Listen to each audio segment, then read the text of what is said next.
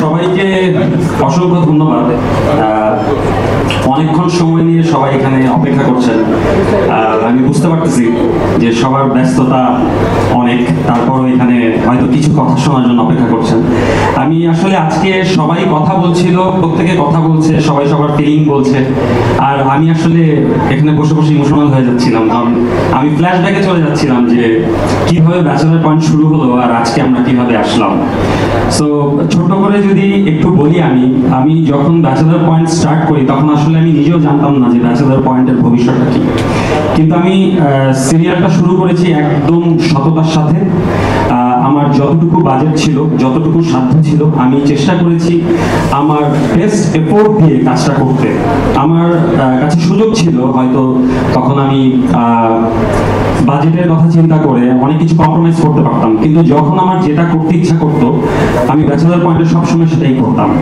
আমার সাথে শুরু থেকেই আমার এক্সিকিউটিভ প্রডিউসার তৈরি তালুকদার আমার সাথে সবসময় ছিল, ওকে অনেক ধন্যবাদ।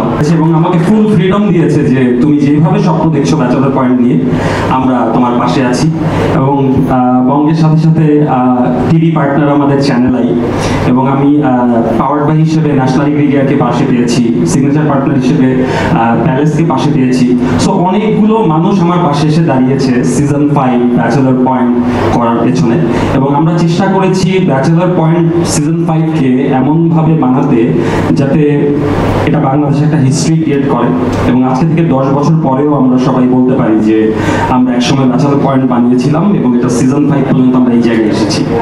সো ওই টার্গেট থেকে আমরা ব্যাচেলার পয়েন্ট সিজন 5 করেছি। সো আমি আর সময় নিব না, আমি এবার আসল জায়গায় চলে আসি, রিলিজ ডেট অ্যানাউন্সমেন্ট। সো আমি আসলে রিলিজ ডেট অ্যানাউন্সমেন্টটা করতে চাই, তারপর হয়তো আমাদের অফিসিয়াল পোস্টারটা আপনারা সবাই দেখতে পাবেন। সো আমরা ব্যাচেলার পয়েন্ট সিজন 5 আগামী কোরবানির ঈদে রিলিজ করব।